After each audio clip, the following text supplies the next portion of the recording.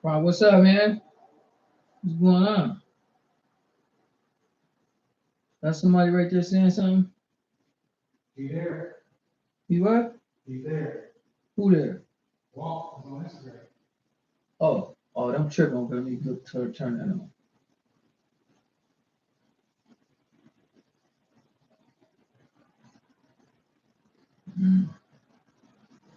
Right, what's happening, man? What's good? What's up, y'all? What's going on?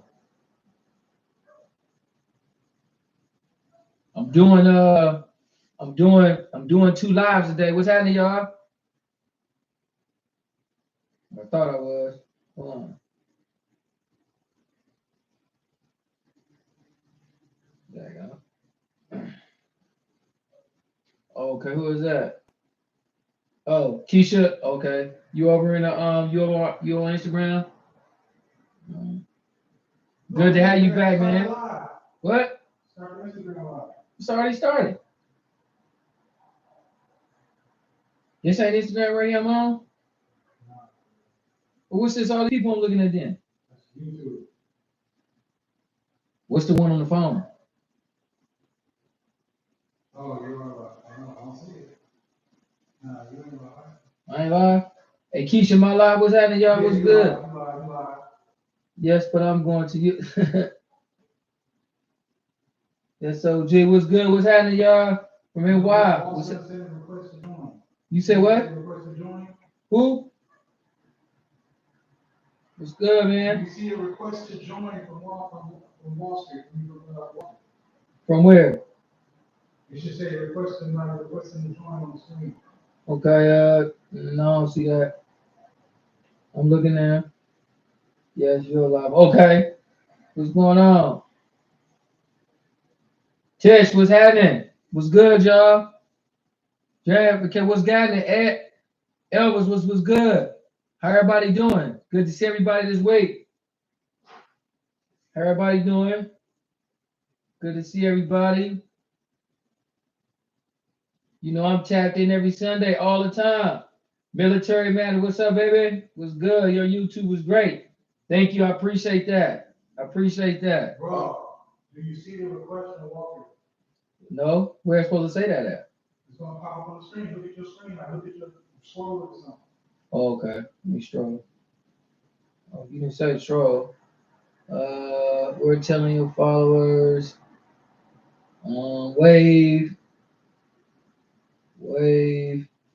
Curtis Wall Street Curl join. No, I don't see no request. Okay, hold on. 33 requests sent. Yeah, that's it. Viewer hit that? Yeah. All right. Go live. Okay. What's happening, y'all? I just did it. Okay, say, did it work? I just hit the joint. Oh, there you go. Boy, what's up, man? I didn't know we were live. What's up, brother? What's going on with you, man? What's happening, man? What's good?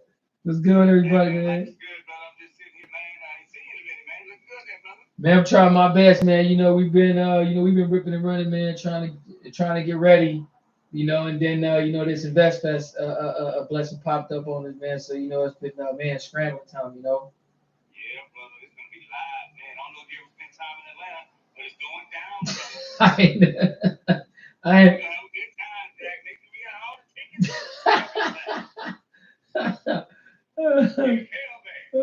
What's that, y'all?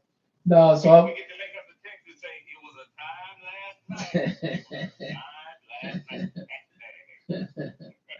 For sure. How you been, man? Yeah, I've been good, man. I'm down in Atlanta, just thinking about a relocation, man. It's going down out here in the film industry. You know what I mean? So yeah. So, ladies and gentlemen, you guys don't know, but Bay Island is coming soon. So good to hear you. All we gotta do is write it. Right. All we gotta do is fund it, write it, produce it, edit it. So we on the way. We making. Yeah, we making progress. Making progress. Making progress. We in line. We're making a lot of good steps. What's up to the YouTube users and to the Instagram users? I know my followers are trying to pop on. Everybody out there was good, y'all. from Ohio. Spence was good. Everybody, McKay, Purcell was good, y'all. Everybody over here, epic. Appreciate everybody coming through. I'm on with Walter Franks, legendary actor, still acting. And we just gonna do a little bit of have a little conversation for a little bit about what's going on. You know, just letting everybody know. But the main thing is, man, in whatever anybody does for a living, whatever your living is, we're all seeking for supplemental income. We're looking for mainstream income. We're looking for multiple streams of income. But in a lot of states where the cost of living is high, you don't necessarily see your income. So we try to bust the ceiling, right? And rise above our expenditures so that life won't put us in the ass, Right. and not allow us to see whatever our annual is, Right. And I promoted you before. I talked about you before. We lock it down like Colfax having a dump truck.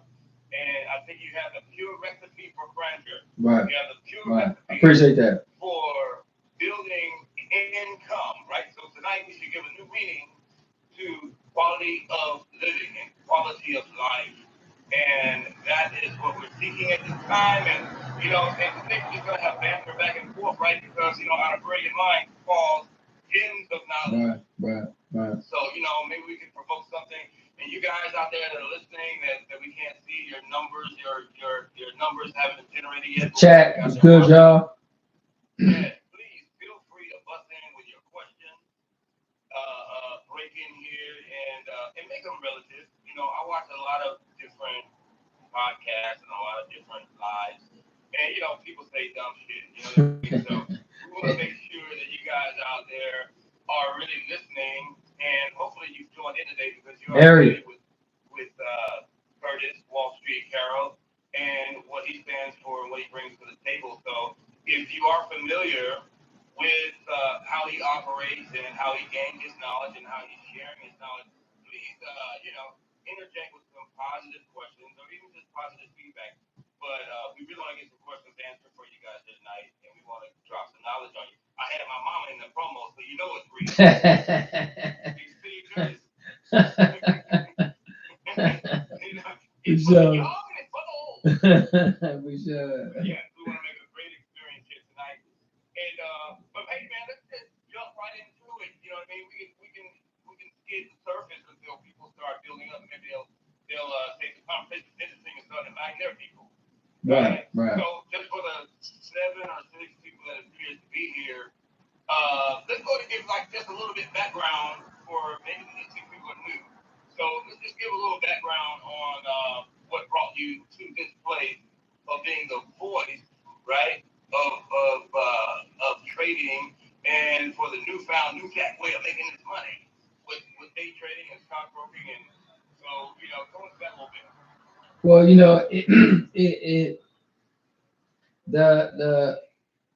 the idea started mostly from just not having nothing, you know what I mean, and growing up, trying to find a way like we do as people, but also as Black people, we coming from a different type of plight, right?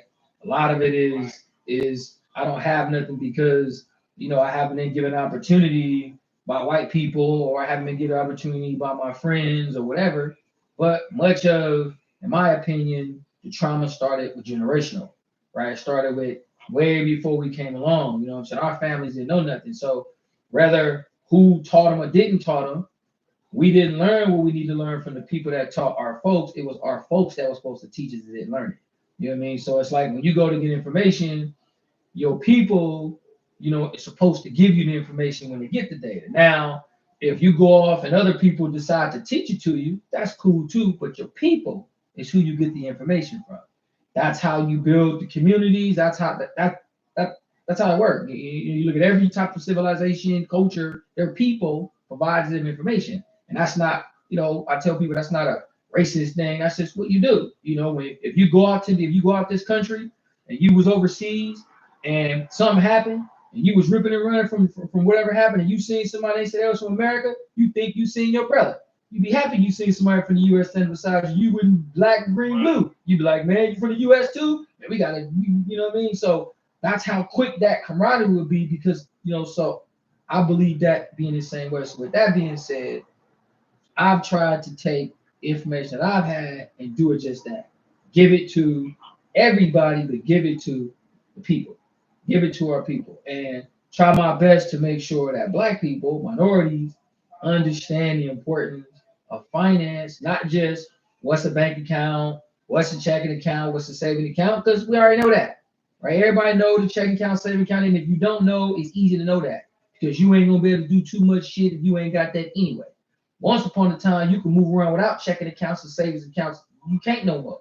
So even if you don't know, you will know when your ass go and they say, "Do you got a checking account?" Just for you to get some tennis shoes. So you're gonna know that. So I don't focus on that stuff per se. Right, We those are the basics. So anybody that's here, the if you're not basics. novice, Yeah. we want to keep the one Yes. that show up in this platform. Yes. Basically at this time, the type of analysis you're hearing, I often tell people this in my own operations, there's a certain place to start, and we want to start at measured levels so that every conversation is not lateral. Right. Right. Everything that we say, anything we teach is going to be for the reason of propelling forward. Right. Right. Right. And we want to blast forward, and then that's why I think your knowledge is very important. And just build this thing for me right now. The three top rules is that you don't work with family, you don't work with friends, and you don't work with black people. We have a bad reputation. So let's that rumor wide open. That's all. That's all myths. So all fake, all phony, all fake. The reason myths come up where you don't work with black people is because black people be getting screwed by black people. So that's all you say. If you was working with white folks, you say, man, gotta watch out for white people too. You ain't work with none of them. So it's easy to say, watch out for black folk when only people live in the hood is black people. So that's all you're getting screwed by. So it's like that is only come from the lens of someone in this environment. Because you ask somebody that's white, they gonna say, man, don't mess with white folks, they gonna screw you over. That's the only people they've been dealing with. So I try to tell people that when you say that, what really is the situation is this. It ain't the fact if they family or not, it's how people see themselves before they do business with other people. And so if you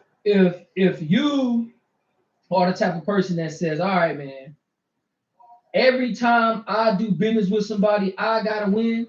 If you the type of person that says this off the top, your business is gonna be flawed when you deal with people. Because most people is not gonna come from that type of thinking. So that's gonna have people skeptical about your business. That's gonna have people talking about the business. Now, you may be doing good business, but since that's not how most people identify with business, right? So it's a character thing. It's all about character when you approach it. But we always approach this thing with what I want first, what I'm gonna get out the deal before how the character of this deal can be structured, meaning fairly. It's just fair. You're not winning here. People be say, hey, Wall Street, why you don't never let me win? I ain't letting you win shit in no deal. You're gonna get treated fair here. It's fairly because it fair might be me getting 10%. That might be fair. Oh, just because it's 10% don't mean it ain't fair. People say, well, that ain't nothing. That ain't nothing. How much percentage you think Jeff Bezos own of Amazon? That ain't nothing. He owned under 20% of the company. He worked for over $200 billion. Somebody with you talking about you want 20%, what you gonna say? That ain't nothing. So the deal ain't always about the high percentage, it's about the character. What's fair? So when people step through your program, especially your course, at the foundation, people need to understand and have their own level of understanding and perspective before moving forward. Thank you, Keith, for saying that. He's like, exactly, disagree with you. Because I think it can be a fair play. Everybody can leave the round table happy, but there's also people that are ignorant stepping in, and they've only heard about a rumor result, right? Everybody thinks that they're great or stock broker. You do that? Wow, you must make a lot of money. Or they're the adverse, and they say, wow, how much you lose today? Well. This the thing about a lot of black businesses, right? And I say black businesses in the sense of the thinking, not the business model. Because if you are a black-owned business, 7-Eleven, and you are white-owned 7-Eleven, the building 7-Eleven is the same. Doesn't matter what color person in it. It's the thinking of the person that's running the business which determines how the operations go, which is why the terms CEO, CFO, that stuff means something. That CEO means just as much as CEO means just as much as point guard on the NBA team, right? It means something when you in this helm and you running and you got to come up with ideas. So we as black people typically run the business as if we in the streets, because that's the model in which we take to the business. We ain't went to business school and went off and did that. We was savvy in the street, like we learned, savvy in our business. We turned it into a business model and we scale. And we scale handsomely, by the way. But the problem is that you could only have street knowledge and hood knowledge so far when it comes to corporate America. It only goes so far. Then you have to know what you have to know. That's just how it goes. You can't use street knowledge to start dealing with your 401k. At a certain point, you got to know what the Dow means. You got to know what the S&P means. At some point, it don't matter, but at some point, it does. And so this is why I try to tell people, if your thinking is, well, I just got my company, my barbecue shop, and I'm just selling barbecue, and I'm getting my money, and we living, we buying home, we buying cars, but your barbecue shop hasn't invested any money in the stocks. Your barbecue shop hasn't took any of that money to create any sort of separate source of funding. They don't know that. These big corporations, you know what they do with their money? They take their excess cash, they go buy stocks in other companies, they do all kind of stuff. Black-owned businesses, all we make money off is the business that we have. That's it. Whatever we selling is all we get. But you might have $400,000 or $500,000 in the bank sitting there, not doing nothing with it. You don't have no sort of extra accounts or nothing. So I've met and talked to probably easily since I've been home, I've talked to over 30 black businesses, including entrepreneurs individually, about 100 since I've been home working with the different organizations. And all of the thinking has been the same. All of it has been the same. They've all been able to come up with great products. Yes, they've all been able to come up with that. Yes. Everybody has come up with great products. Everybody has got nice designs. Everybody got the nice pitch. But when it comes to the back end office stuff and it comes to the thinking, it's not there. It's non-existent. And that comes from not having the generational understanding handed down to know what it's like. Your mom ain't got it. Their mom ain't got it. We ain't got it. And so even when you start business, you still doing good business, but it takes more than that. It takes more than that. Oh, looks like I'm freezing up. What's happening, man? Can y'all see me?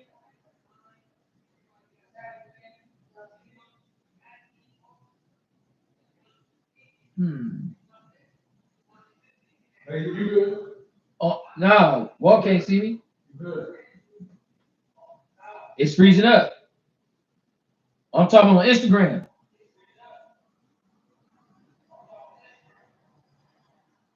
Oh, y'all. Oh, it is. Oh, y'all can see me on YouTube, though. Huh?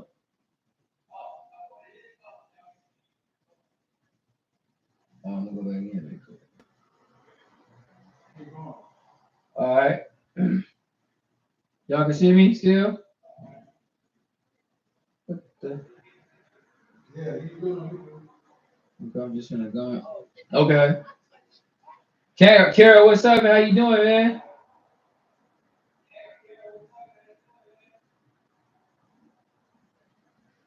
All right, going back in right now. So, all right. Tell Walt to put another request in.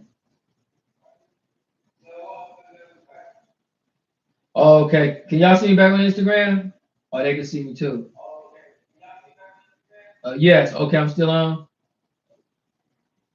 So we've been having a conversation with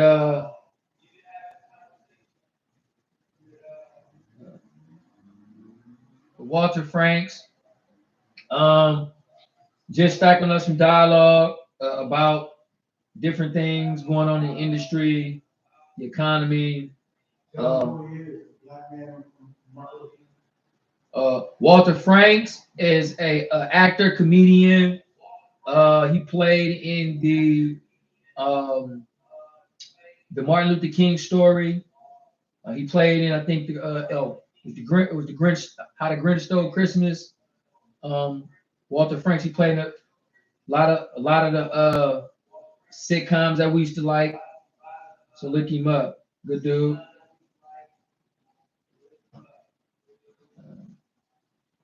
I'm bringing him back on the request. I appreciate everybody coming out, man. I appreciate y'all to death. There you go. What's up, man? Put the phone back by the computer so you can hear me. You said what? Put the phone back by the computer so you can hear me. You said put it back by the computer. So they can hear Walter. Oh, can I hear him now? Go ahead, Walt. Yeah, we're back. Okay, we're back. All right. We're back with 13 more people. We're back. Yeah. This how I start. Let's jump on and let's catapult to another place, right? Because we got good points. So, We'll get the phone close to the computer. I got a couple of questions here I wrote down here. I got it next to it. Huh? Now go ahead, Walt. Tell us one of the most significant deals you've done on the inside and then on the outside as well. One of the most significant deals. So, In the sense of like, the whole formula, buy low, sell high, or just even how you plot or strategize to find a company that's interesting enough that you follow. Just give us a roller coaster ride on how you've actually determined this is a hit. When I see somebody ask here about NVDA or something like that. So if y'all can hear me on YouTube, Walter asked me to give an example of a significant play that I made when I was in the pen regarding trading and when I got out. So probably one of the most significant times that I was trading was during the financial crisis. That was probably where I was the most effective because I was also trading during the 2000 .com crash was when I initially started, and I had picked a bunch of stocks then that had went up, but unbeknownst to me, I didn't understand at that time market conditions. I didn't get the markets being down and up, so I just chalked it off as me picking a bunch of good stocks, which caused me to do the same thing, and then I started losing money because I didn't understand that the time in which I had started picking these companies was a market downturn. I thought, oh yeah, I'm smart, I'm picking a bunch of good stocks, which I was, but the companies were already at these low prices. And so I applied that same strategy. When the markets turned from that, I had the same strategy because I thought that strategy had worked, and it didn't. And so that's when I learned that, okay, you need to understand how the market conditions work before I deploy my strategies to invest. So what that looked like was when the 2008 financial crisis hit, I had already had an understanding of market conditions coming down. So now I knew the markets was in a fall. I knew that the Dow Jones was falling. I knew the S&P was falling.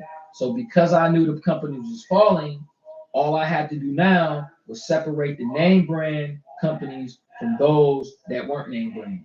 And those were the companies that I had assumed that the government would somehow move to rescue once they started talking about bailouts. So at that time, it was a lot of talk about bailouts. So my thinking was that the banks were the most vulnerable. So I had made a list. I took pencil and paper And I had wrote all these. I had wrote all the banks down on a sheet of paper, and I wrote down all their earnings, how much money they profit, how much money they earned, how much money they lost, how much money they had in assets.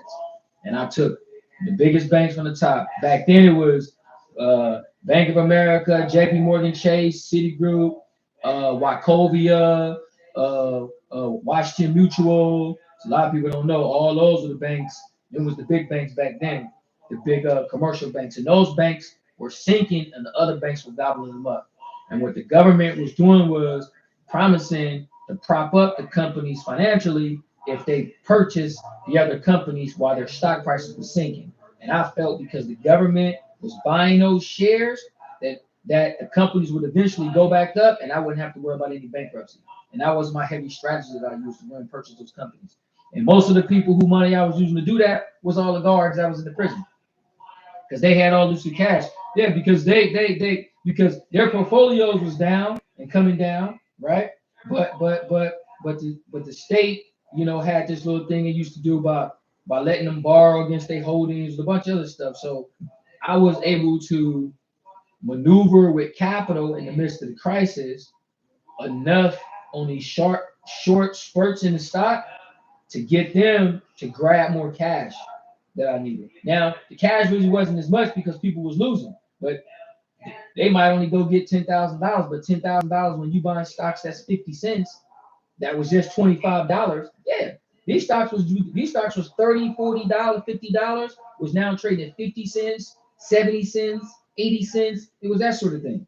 So So you should get the long term hold. but I wasn't holding them long. As soon as the stock price would jump up a little bit, I would take money off the table because I needed to show the investors that I can bring back returns so they give me more money.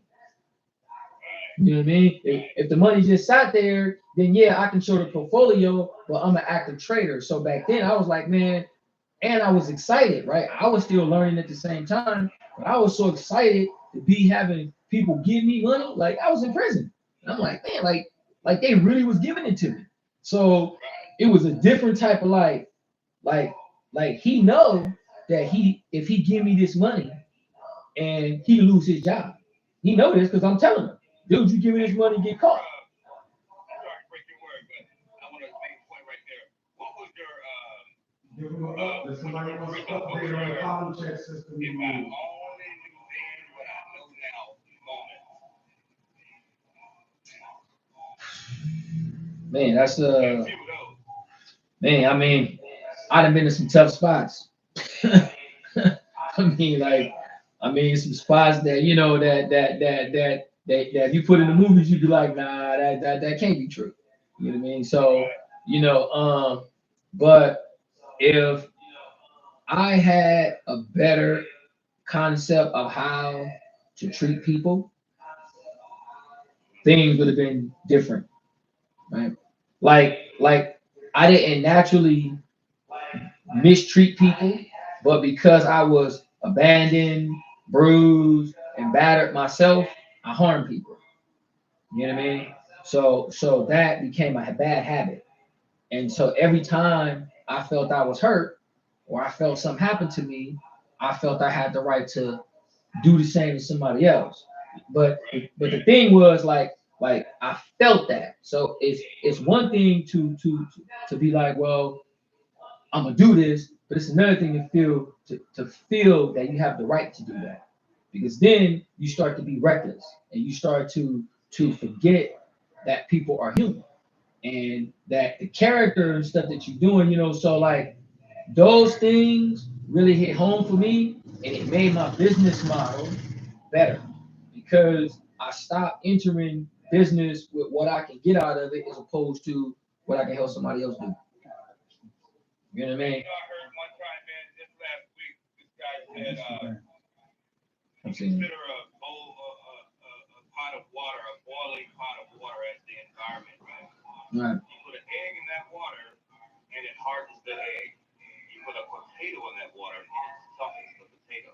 right, right, right, right, So there are two entities with the same environment with two different results. right. So either you're going to be a heart and soul, or you're going to be exactly soft side. I think a soft side is setting for peace and Right. Accept new knowledge, right? To implement that new knowledge in you're doing now, sharing, which is awesome. So next thing is, in your realizations and in your success so far, in your accumulated knowledge, right? Like say, if I'm a billionaire or just a multi-millionaire, even a thousandaire, tipping over to the $1 million side, right? Mm-hmm. I want to know, with your accumulated knowledge, what would you do? How would you invest my $1 million right now? Curtis Carroll, I trust you. I love your platform. I love the knowledge that you share. I believe that you can turn my life around. Here's $1 million. How would you invest it? I'd go with $1 million. I'd go either to the tech space or I'd go to the crypto space. The next space I would look at right after that is the airline industry, and the airline and cruise industry. It's been turbulence there, so in a value space there. But the reason I go to tech first is because tech is the most volatile, and tech brings back the most returns. It's just the nature of the business when they announce earnings, the way the companies are connected to the indexes, the S&P. I got a lot of little tricks that I use to invest in that. But the sector that's really been hot right now, I'm outside of tech, has been the crypto space, and not necessarily individual crypto coins, though you've been having them going, but the Bitcoin miners. And I've been talking a lot about the Bitcoin miners on there, what the Bitcoin miners been doing, but that's been a really hot space. Bitcoin is, moving, $10,000-$20,000 a week in a week, you know what I mean? And Bitcoin is up for the year. And the miners have been able to reap hefty rewards from that. And the stock prices have brought back some really nice returns. It's real money. It's not like, oh, they're mining some fake, coins here, right? The coins that they're mining are real on the balance sheets. And so these stocks here are $3, $6, and are moving from there to 8, 9, 10, 11, 12.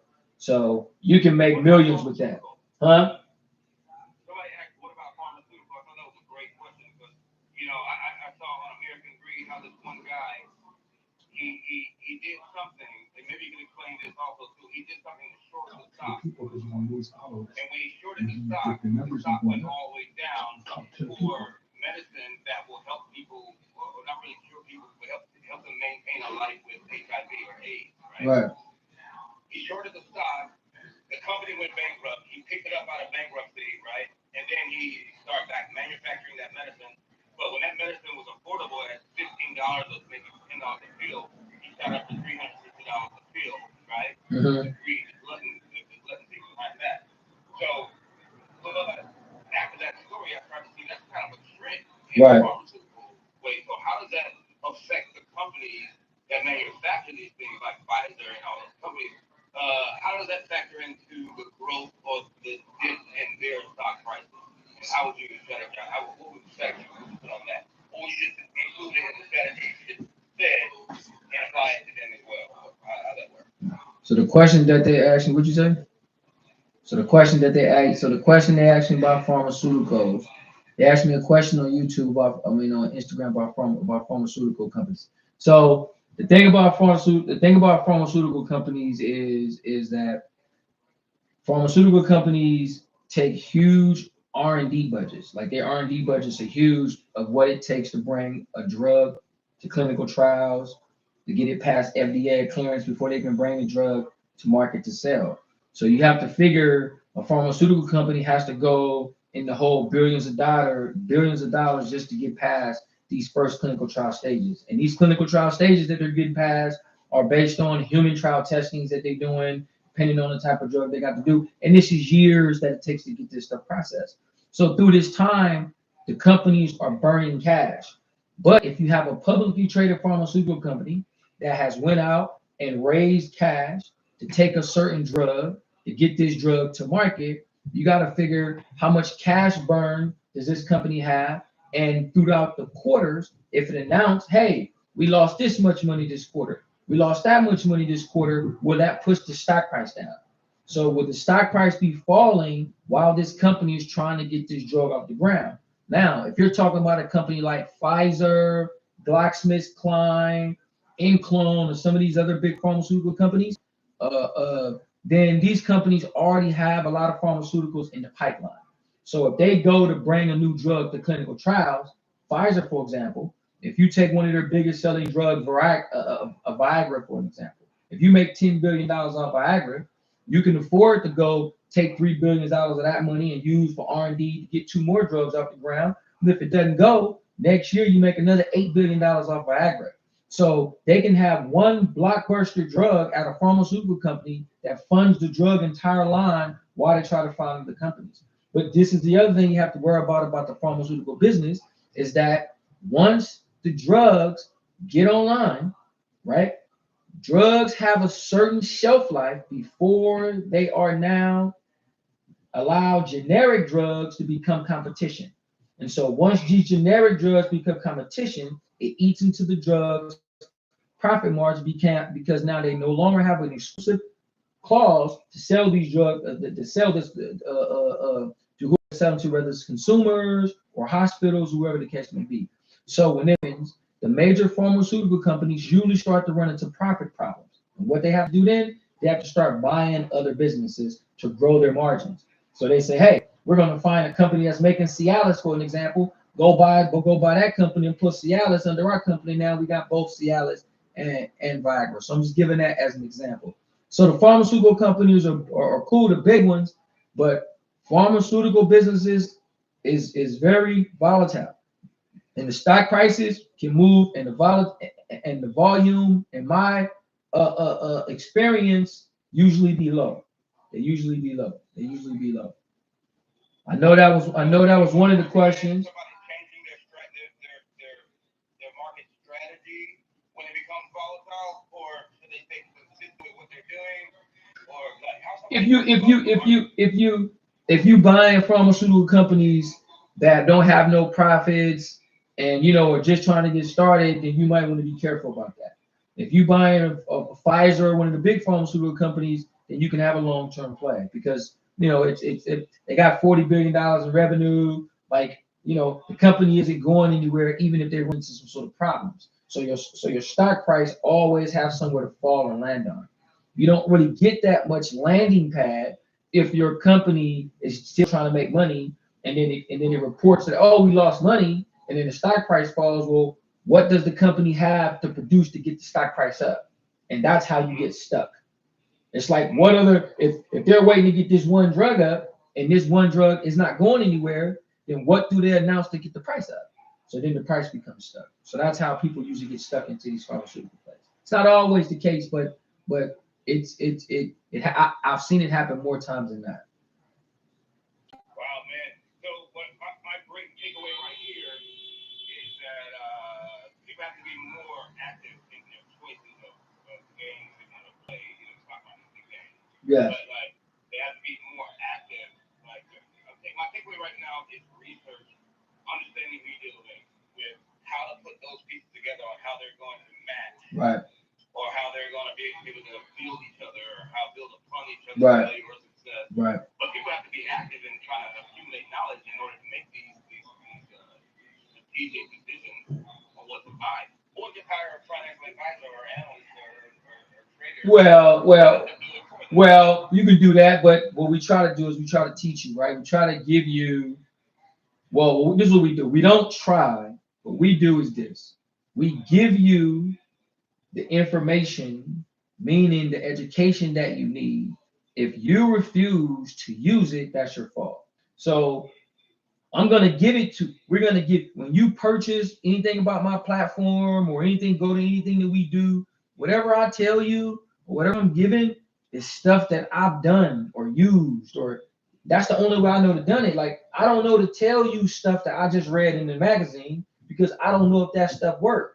So like everything I've done, I had to do it, take a risk doing it, lose in the way or whatever, in order to see if it worked. You know, there was nobody to go ask no questions to or who I was going to ask. So I take a lot of pride in giving this information to people because I've tried it. I've seen it. Now, not everything works, right? Not everything pans out, but what works 100% of the time, 100% of the time, if you follow the motto, it'll change your character. That I can promise you. And if it changes your character, your money changes. People love dealing with people with good characters. You notice how when you go to a restaurant, you go sit your ass down, you be sitting there, you be waiting to get your food. Lady comes, you be like, man, she sure is nice. She sure is sweet. He sure is kind. Like you notice stuff like that. Why? Because every time you walk around, people snot as hell. So anytime somebody is being nice and kind at establishment, you notice that because people always got something negative on their face, always got something to say bad, always looking weird and suspicious about something because of all the things they dealing with in their life, right? So that same sentiment, when you change, when someone go to work saying, man, I know it's gonna be assholes here today, but I'm finna go up in here and still have a smile on my face, that's the character I'm talking about. So when you notice that character, you be like, man, I'm gonna give this person a tip, $100 tip or whatever. You decide that because the character. So that's contagious. And people pay a big tip, it's money. I decided to change my character. So when you ask me how I was able to do that on the street, character. People decide to invest in me because of who I am as a person. Not the fact that, oh, we're gonna talk about making a bunch of money, but who are you when ain't no money? Who are you when it's just about trying to help this person learn how to get from point A to point B? Who is you when it comes to just trying to talk to this person about the struggles they having about not getting to work? You know, every day we got people out here ain't finding jobs. Blaming the system, and rightfully so, right? And others won't take no accountability. So at the end of the day, it's a plethora of things. So we decide to just give the information. It's straightforward and as easy as we could give it, so people can digest these very easily and don't talk so much about, hey man, let's go make a bunch of fast money because we don't get that. But to say the platform is about financial empowerment, emotional literacy. That financial empowerment, emotional literacy. That's the motto. And the motto is a motto that teaches you how to become a better person, which helps you with trading, money management, and everything. I promise you. Because the minute you start feeling good about yourself, the minute you be like, man, I don't care what nobody say about me, I ain't tripping on what people talking about, I don't care, and you start moving that way, you ain't gonna have time to be looking at all that other kind of stuff. That's why I was able to be in prison with all face. It was a bunch of other things that I had to help me. But when I stopped caring about them saying, if you talking to the police, you're gonna be a snitch. If you don't do this, we gonna do this to you and we gonna do that. And I stopped worrying about that crap. Yeah, it was some fear still there. But when I was like, all right, man, what's gonna happen, I was free. And I made a shitload of money up there. That's when all the stuff started kicking in. That's when all the strategies started working. That's when my mind started, because I was no longer worried about all the other day-to-day nonsense that was going on in the prison that keep you stagnated and keep you living in the same box, thinking about what everybody else thinking. So I translate that to the streets. Now it's a little bit more different on the street because you got a lot of stuff going on, but it's the same type of thing. Empowerment. You empower yourself and you move. And so that's really what a lot of the platform is. That's a lot of what we do. And in that platform, everybody who take our platform, for the most part, that's serious, knows how to trade. They know how to trade. And it ain't like no gimmick. This ain't like no. I mean, I taught these people in prison. Mind you, I wasn't on the streets. So like these are people that's trading who I taught while in prison on a cell phone. They on the street, me sitting in my cell teaching them like I'm teaching classes. I used to teach whole classes sitting in my cell on the cell phone on the street.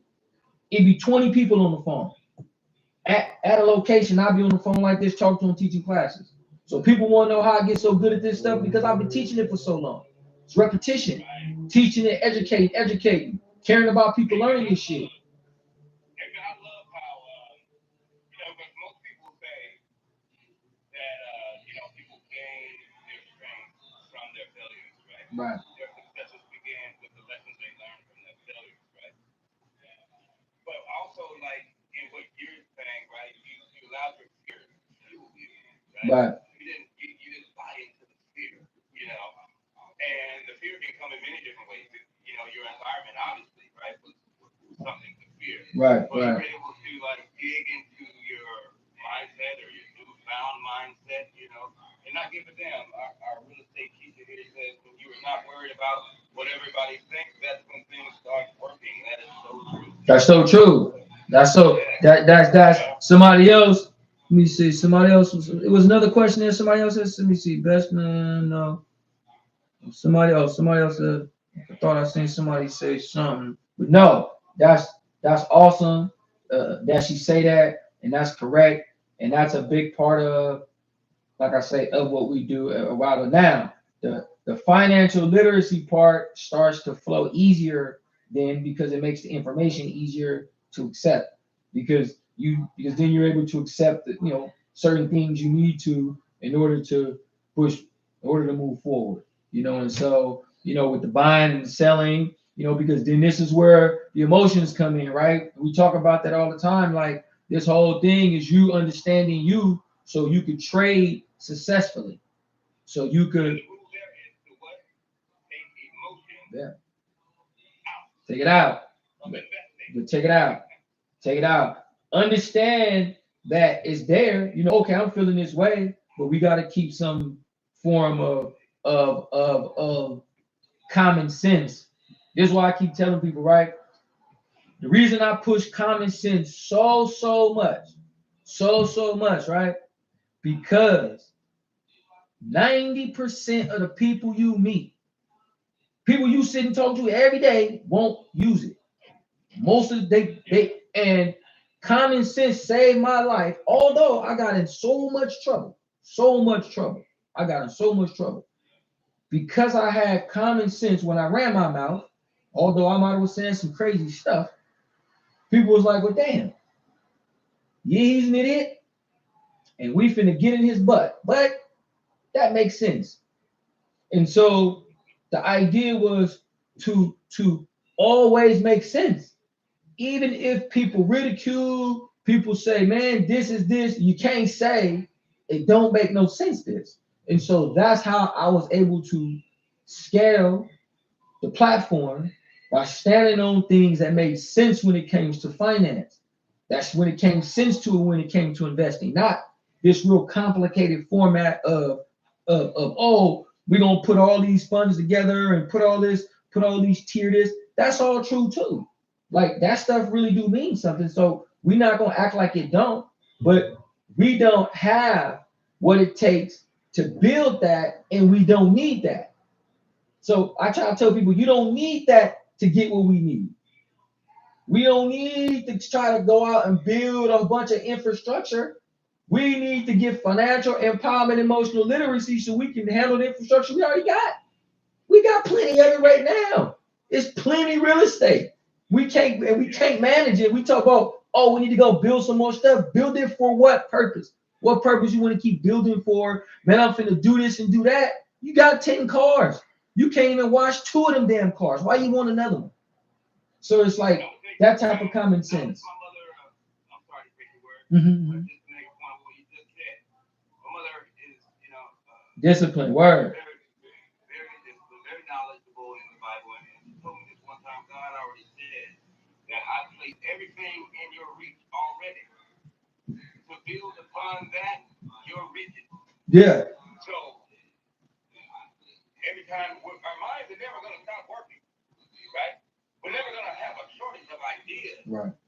But it's like you become a hoarder of ideas. You become a hoarder of new invention or new innovation when actually we have everything. We're equipped with it all. It's right in front of us. Now we have to nurture what's already in our nucleus, what we already have a grasp of. And I think that's going to be the basis, simplified to the level of actually implementing it into your platform, right? We have to learn that we have what we need. All standing. We're standing in all. Yeah, yeah. Yeah, and I'm not talking about no inner soul, inner peace. That too, right? That too. But I'm talking about actual work, like actual having something there.